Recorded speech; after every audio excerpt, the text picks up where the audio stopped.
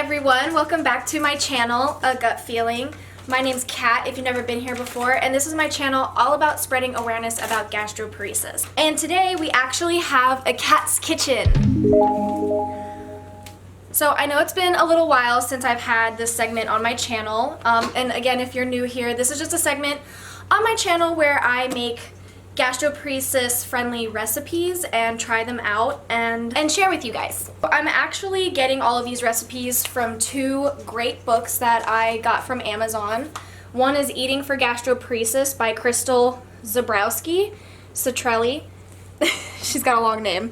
But I really like her. She also wrote a book called Living Well with Gastroparesis, and it's one of the first books I ever read when I got GP, and it really helped me. It made me feel like somebody actually understood what I was going through. And it's a small book, so it's actually a pretty quick read. And then I went ahead and got her Eating for Gastroparesis, and as you can see, I've marked a lot of recipes that I want to try out. The other book that I have is the Gastroparesis Cookbook. There is actually a gastroparesis cookbook, and this is written by Karen Fraser. So I wanted to go through this book first. I found a lot more recipes that I want to try in here than I did in here. I'm a very picky eater besides the gastroparesis. So today we're starting with this book, Eating with Gastroparesis, and this book not only has recipes, but it has tons of different tips and guidelines, helpful little hints for eating with gastroparesis, as the title says. I have my handy dandy mother to help me because honestly, I kind of hate baking, cooking, the whole thing, the whole ordeal. I'm not very good at it. Somehow I always mess it up. So I thought this could help me kind of get into it. It not only helps my gastroparesis, it helps me be an adult and learn how to cook and bond with my mommy. So today we're going to be making gastroparesis friendly banana muffins. Don't look at my nails, they're gross. But these are gluten-free, vegan, and nut-free. Though they're low-fat as far as muffins go, each one still has about 5 grams of fat, so just stick to about 1 serving. If you tolerate chocolate and a little extra fat, you can have a 4th cup of chocolate chips, which I would like to do because I want chocolate chips in my banana muffins. Let's get on into the bacon. Baking, not bacon. Okay. Yeah, let's make these with rum. Rum, yum, yum, rum. Don't you defeat a puppy? Say hi. So first things first, you want to preheat your oven to 350 degrees. Then while that's preheating, we're going to mix all of the ingredients into a large bowl. So these are the essentials that you are going to need when making this recipe. So we have 1 cup sorghum flour, 1/2 cup of tapioca starch, the 1/4. Okay, so you would use 2 of these. So glad Mom is here to do that math because fuck fractions. This is 1/2 teaspoon of xanthan gum. It's 1 teaspoon of baking powder, 1/2 teaspoon of baking soda. Too much salt. Okay. Yeah. So Now we're going to mix the dry ingredients. So now we're going to the blender. Alright, we got the bananas, coconut oil, maple syrup, and 1 teaspoon of vanilla extract. Now we're going to blend it.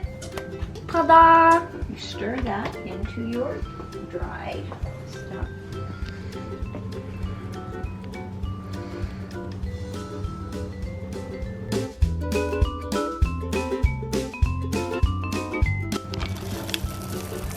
These are old chips, but that's okay. That's why they're whitish. Oh, old chips. Old chips. We recommend using new chips. Don't want to burn myself.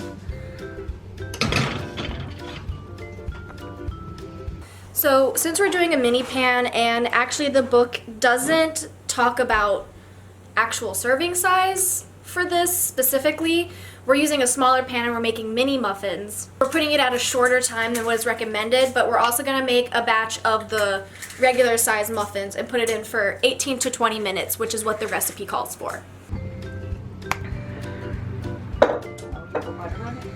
I get to lick the spoon.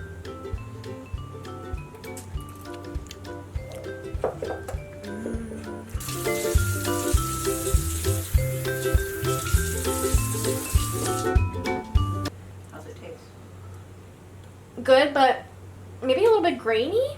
Really? Very first time trying out this recipe, so we'll see. A lot of gastroparesis friendly deemed foods just don't taste good. Like if you get gluten-free stuff, it's just so dry, bland, cardboard-esque.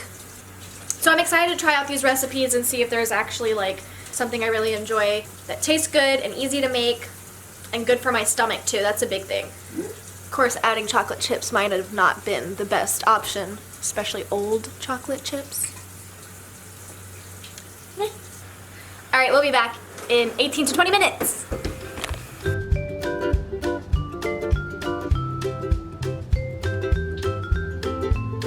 Muffin.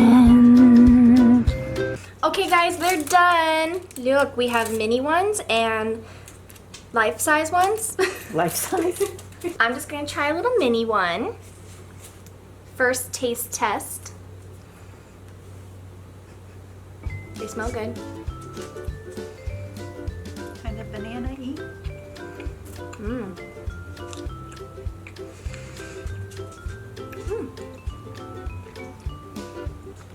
I just got salt or something. Just straight salt. It's pretty good. I wish you guys could taste it, but it's actually not bad if you don't get like a piece of salt. But mine's good. I like the little chocolate chips they add to it. But you can definitely taste the banana. The consistency is almost like we use applesauce or something, right? Isn't the Kinda. consistency kind of... Yeah. Yeah. Don't know how to describe it. Ellie. Well, if you guys like this video and want to see more recipes that are gastroparesis friendly, don't forget to hit that like button and subscribe and hit the notification bell so you know every time that I do post. And I will catch you guys in my next video. Bye!